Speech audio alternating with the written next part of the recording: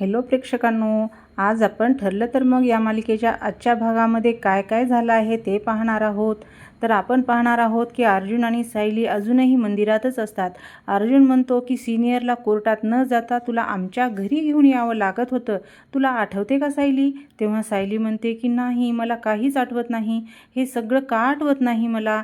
तेव्हा अर्जुन म्हणतो की नाही आठवू दे, तरीही मला विश्वास आहे की तूच माझी तन्वी आहेस, असं अर्जुन म्हणतो. आणि आता आपण घरी जाऊया, असं सर्वांनाच सांगूया की खरी तन्वी तूच आहेस. सायली म्हणते की नाही, आत्ताच आपण नाही सांगायचं, कारण मीच खरी तन्वी असते तर तुम्ही जे सांगताय ते सर्व मला आठवलं असतं. तुम्ही तर नेहमी पुराव्यावरच विश्वास ठेवता ना, मग मीच तन्वी आहे याचा काय पुरावा आहे आपल्याकडे? अर्जुन म्हणतो अगं हो, पण मी एवढं सगळं घडल्यावर काय करायचं आहे पुरावा? सायली म्हणते एवढं सगळं घडल्यावर म्हणजे किल्लेदार आणि तुम्हाला माहिती आहे का, किल्लेदार आणि सुभेदार तन्वीच्या बाबतीत किती हळवे आहेत. त्यात त्यांना तन्वीच्या बाबतीत मोठा धक्का नुकताच पचवलेला आहे. मी जर आता त्यांच्यासमोर पुराव्याशिवाय जाऊन उभी राहिले आणि सांगितलं की मीच तन्वी आहे, तर त्यांना आनंद होईलच, पण नको, हे जर खोटं ठरलं तर त्यांना किती मोठा धक्का बसेल. पूर्णाजींना हा धक्का पचवू शकतील का? आई बाबा तर पूर्ण खचूनच जाणार आहेत. आणि रविराज काका आणि प्रतिमा आत्या त्यांच्या भावनाशी जो खेळ होईल त्यांची तर मला कल्पनाही करवत नाही. हे बघा, मी फक्त तन्वी आहे हे सांगून चालणार नाही, आपल्याला सगळ्यासमोर हे सिद्ध करावं लागेल. अर्जुन म्हणतो हो खरं आहे, तर मला आता कुठल्याही पुराव्याची गरज नाही, कारण मला माहिती आहे तुझं मन जेव्हा काही सांगतं तेव्हा ते अगदी खरं असतं. मग ते दोघेही एकमेकाला मिठी मारतात आणि ते गाणं सुरू होतं आणि मग त्या दोघांनाही खूप आनंद झालेला असतो. अर्जुन म्हणतो दोघं मिळून आपण सिद्ध करूया की तूच तन्वी आहेस. आणि मग तेवढ्यात अर्जुनचा फोन वाजतो. अर्जुन फोन उचलतो आणि तो फोन असतो कुसुमताईचा. तो कुसुमताईला म्हणतो की ती मंदिरात आहे आणि सापडली आहे आणि ठीक आहे, असं अर्जुन कुसुमताईला सांगतो. मग फोन तो ठेवतो. सायली म्हणते कुसुमताईचा फोन, काळजी करत असेल आणि घरीसुद्धा सगळे काळजी करत असतील, असं अर्जुन म्हणतो. त्यात कुणाला न सांगता तू इथे निघून आलीस, त्यामुळे काळजी तर करत असतीलच ना. तेव्हा सगळ्यांना याचं कारण कळेल ना, तेव्हा सगळ्यांनाच खूप आनंद आणि छान वाटेल. प्रतिमात्याला फोन करायचा आहे, तू सापडलीस या टेन्शनमध्ये आहेत, निघूयात आपण, असं अर्जुन सायलीला म्हणतो. आणि दोघेही देवीला हात जोडतात आणि देवीचे आभार मानून तेथून निघून जातात. आणि मग अर्जुन प्रतिमात्याला फोन करतो आणि सांगतो की आम्ही इथे मंदिरात आहोत आणि ते सायली ठीक आहे. आता जो माणूस लपून ऐकत होता तो माणूस गाडीचं काहीतरी करत आहे. आणि मग तेवढ्यात सायली आणि अर्जुन येतात. अर्जुन म्हणतो सावकाश सावकाश, आरामात, असं अर्जुन म्हणतो. घाई कशाला करते सायली? सायली म्हणते सतत तुम्ही मला किती बोलत असता. हे बघ, मी माझ्या बायकोची आणि माझ्या बाळाची काळजी घेणारच. सायली म्हणते बर. आणि मग अर्जुन गाडीचा दार उघडतो आणि सायली आतमध्ये बसते. आणि मग तो माणूस लपत लपत खाली बसून तिथून निघून पळून पाठीमागं लपून बसलेला असतो गाडीच्या.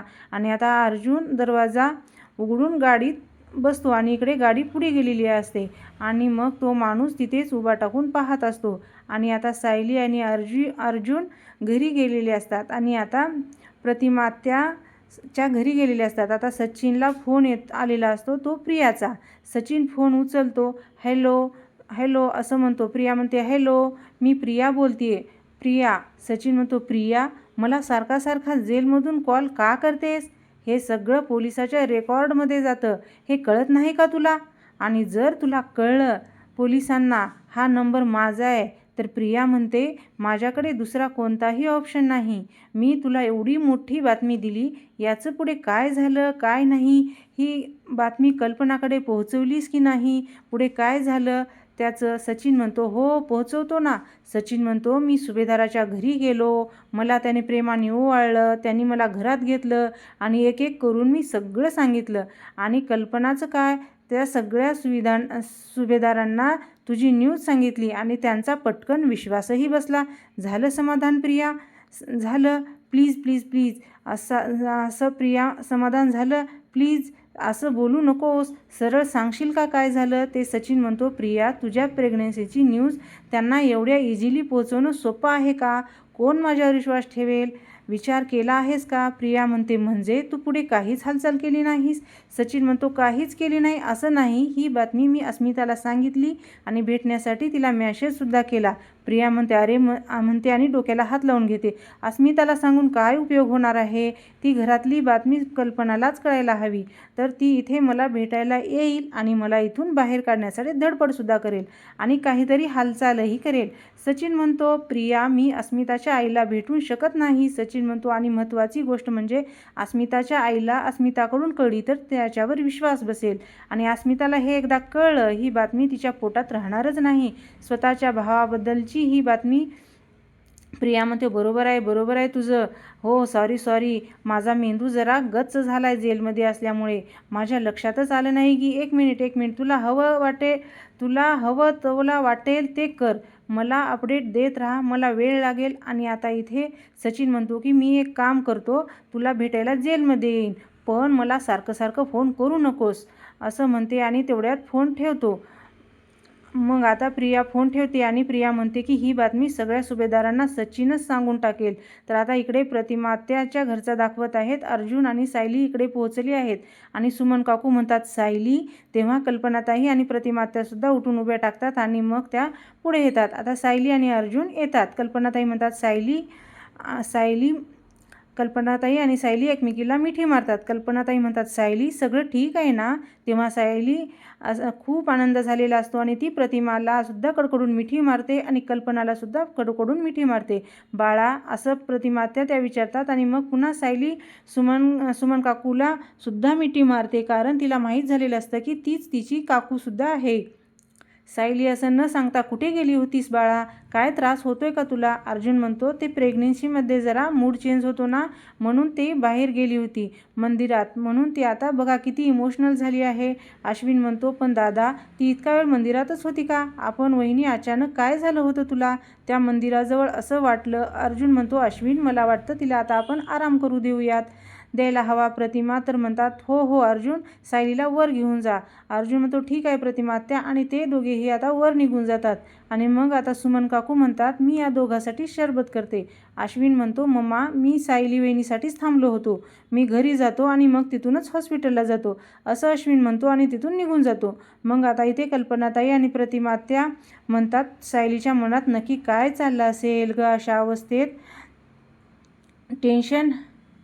टेन्शन घेणं ठीक नाही ना? प्रतिमानं त्यात हो ठीक आहे ना, ह्या दिवसात असं होतं, आपणाला माहिती आहे ना. मग मला काय वाटतं सांगू? आता जर आपण परत विचारत बसलो ना, तू इतकी अस्वस्थ का होतीस, पण तू का गेली होतीस, परत आल्यावर तुला काय झालं याचा तिला जास्त त्रास होईल, त्यापेक्षा आपण हा विषयच काढायला नको. बरं म्हणते कल्पना, आणि मी आता स्वयंपाक करायला जाते, सायलीसाठी खिचडी आणि कढी करते. कल्पना म्हणते, हो मी सुद्धा तुला मदत करायला येते. मग आता इकडे महिपतच्या घरचा सीन दाखवलेला असतो. महिपत बाबा जप करत ध्यान देऊन बसलेले असतात आणि मग एक मुलगी येते आणि ती बाबाच्या समोर हात जोडून बसते आणि महिपत, बाबा कोण आहेस बाळा तू? ती मुलगी म्हणते, मी काय करू बसते आणि बाबा म्हणून महिपतच्या पाया पडते. बाबा म्हणतात, कोण आहेस बाळा तू? ती मुलगी म्हणते, मी काय करू शकते तुझ्यासाठी? ती मुलगी म्हणते, तुम्हीच आधीच माझ्यासाठी खूप मदत केली आहे बाबा. खरं तर माझ्या वडिलांची मी एकुलती एक मुलगी आहे. त्यांच्या मृत्यूनंतर बिझनेसचा सगळा भार माझ्या एकटीवरच आला आणि वडिलांच्या जाण्याचा भार आणि पूर्ण बिझनेसचा भार मी पूर्ण खचून गेले होते. तेव्हा बहुगुणी बाबांनी मला तुमच्याविषयी सांगितलं. खरंच बाबा, तुमचे विचार ऐकले आणि माझे आयुष्यच बदलून गेलं. माझं फॅक्टरीतलं मशीन समोर आता तुमचाच फोटो आहे. खरंच तुमच्या आशीर्वादाने कित्येक दिवसाने माझं प्रॉफिट खूप वाढलं आहे. हातातून गेलेले कॉन्ट्रॅक्टसुद्धा आता परत मिळतात. माझ्या डोक्यावर तुमचा आशीर्वादाचा हात असाच कायम राहू द्या बाबा.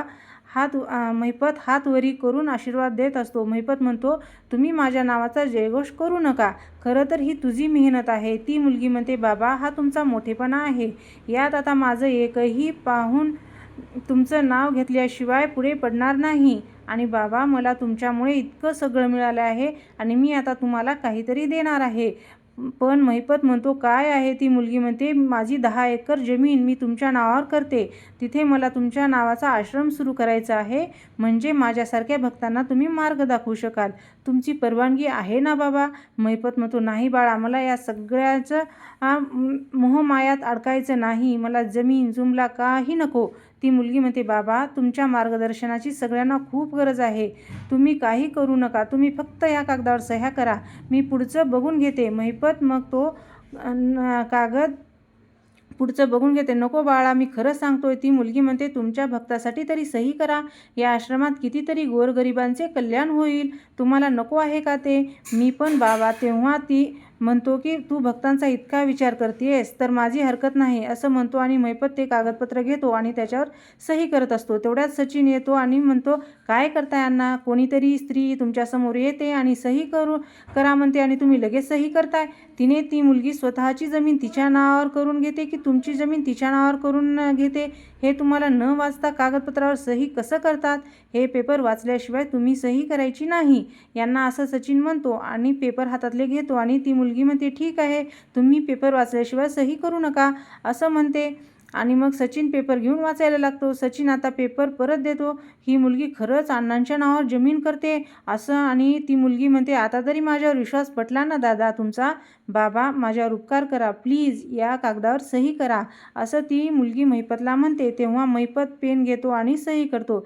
सचिन तर त्याच्याकडे पाहतच आणि हसत पाहतो. आता इकडे सायली आणि अर्जुन बेडरूममध्ये बसलेले असतात, एकमेकांकडे पाहत असतात आणि मग त्यांना लहानपणीच्या आठवणी आठवत असतात. अर्जुनला सुद्धा तेच परत आठवत असतं की सायली कशी भेटायला आली असते आणि मी कसं बाहेर आलेलो असतो. आणि मग अर्जुनला सारखं आठवत असतं तेच कालचं परत. हाय तन्वी, हाय अर्जुन दोघं म्हणतात आणि मग परत तन्वी हाय हॅपी बर्थडे म्हणते आणि मग दोघेजण एकमेकाचा हात धरून आतमध्ये जातात. हे अर्जुनला आणि सायलीला पण आठवतं. पण सायलीला अंदूक असं अर्जुनच्या गळ्यात ते लॉकेट घातलेलं आणि अर्जुनचा बड्डे आहे आणि त्या बड्डेला आणि ती लॉकेट छान आहे असं त्यांनी विचारलेलं सांगत असते. अर्जुन म्हणत असतो माझा विश्वासच बसत नाही की खरी तन्वी तूच आहेस आणि इतकी वर्ष तन्वीची सगळेजण वाट बघतोय आणि ती आज माझ्या समोर बसली आहे. सायली म्हणते माझा तर अजिबातच विश्वास नाही, कारण मला सगळ्या खुणा स्पष्ट दिसतात, आठवत काहीच नाही. पण मग विश्वास कसा ठेवायचा. काहीतरी पुरावा असायला हवा ना. अर्जुन म्हणतो आता वकिलाची बायको शोभतेस खरी. वकील म्हणून मला पुरावा नको आहे, पण तुला पुरावा हवा आहे बायको. हे आपलंच घर आहे, आपलीच माणसं आहेत आणि आपल्या घरी पुराव्याची काही गरज नाही. हे बघ मी म्हणतो सगळ्यांना सांगून टाकूयात की तूच तन्वी आहेस. खाली लहानपणीची मेमरी परत आणायला सर्वच आपल्याला मदत करतील. सायली म्हणते की मला पण आवडेल, पण मोहापेक्षा जर माझा मोठा गैरसमज असेल तर ते मला चालणार नाही आणि असेल तर सर्वांच्या भावनांशी खेळ होईल आणि मला ते चालणार नाही. अर्जुन म्हणतो बरं तुझ्या मनासारखं होईल. जर मला पुराव्याची गरज नाही तू म्हणतेस तर घरच्यांना आपण पुरावे देऊयात. सायली म्हणते मला सांगा प्रियाजवळ या घरात तन्वी म्हणून आली तेव्हा तिने कुठले पुरावे दाखवले होते. अर्जुन म्हणतो एखाद्याची आयडेंटिटी प्रूफ करण्यासाठी सायन्समध्ये एकच पुरावा आहे, DNA टेस्ट. सायली म्हणते माझी पण DNA टेस्ट करून घेऊयात. प्रतिमा आत्या आणि माझी. अर्जुन म्हणतो हो तन्वी आहे हे प्रूफ होईलच. प्रतिमा आत्याच्या DNAशी मॅच होईल. काकू शरबत करत असतात आणि तेवढ्यात प्रतिमा आत्या येते आणि सुमन काकू म्हणते की मी वर शरबत नेऊन येते. तर प्रतिमा म्हणतात की शरबत नेऊन मी देते, तू जरा सायलीसाठी खिचडी कर असं म्हणतात आणि प्रतिमा त्या शरबत घेऊन वर येतात. मग इकडे अर्जुन म्हणतो बायको आपल्याकडे एक मोठा पुरावा आहे. आपण जेव्हा DNA टेस्ट केली होती ना तेव्हा प्रियाने तन्वीची DNA म्हणून सॅम्पल दिले होते. ते सॅम्पल खऱ्या तन्वीचे असेल. सायली म्हणते तर आपण हे आपल्या जवळच ठेवले होतं. अर्जुन म्हणतो सॅम्पल आणि तुझं सॅम्पल मॅच होतं का नाही हे पाहूयात. ते एकाच व्यक्तीचे ते आपल्याला कसं कळू शकते. तर सायली असं म्हणते. तेव्हा अर्जुन म्हणतो एकाच व्यक्तीचे 2 सॅम्पल असेल तर ओळखू येतील का असं अर्जुनने डॉक्टरला विचारलेलं असतं. तर तो डॉक्टर म्हणतो हो 100% मॅच होतात. 2 सॅम्पल एकाच व्यक्तीचे असतील. तर अर्जुन म्हणतो डॉक्टर म्हणाले होते की एकाच व्यक्तीचे असतील तर ते 100% मॅच होतील असं अर्जुन म्हणतो. डॉक्टर म्हणाले होते. तर सायली म्हणते की हा मोठा पुरावा ठरेल. अर्जुन म्हणतो हो ऑफकोर्स हा पुरावा तुझ्यासाठी आपण तयार करू. तन्वी गेल्यावर हे केस एकदम टाईट असं अर्जुन म्हणतो. असं म्हणते असं काहीतरी ठोस आपल्याला हातात आलं तर कुठलीही शंकाच मनात ठेवणार नाही. मी सर्वांना सांगेन, प्रतिमा किल्लेदार आणि रविराज किल्लेदार यांची मुलगी मीच आहे. आणि तेवढ्यात प्रतिमा त्या दारावर येतात आणि सायली असं म्हणून जोरात हाक मारतात. दोघेही घाबरून जातात आणि सर्वजण एकमेकाकडे पाहत राहतात. आणि अर्जुन सायलीसुद्धा एकमेकाकडे पाहत राहतात. आणि इथेच आपला आजचा भाग संपलेला असतो.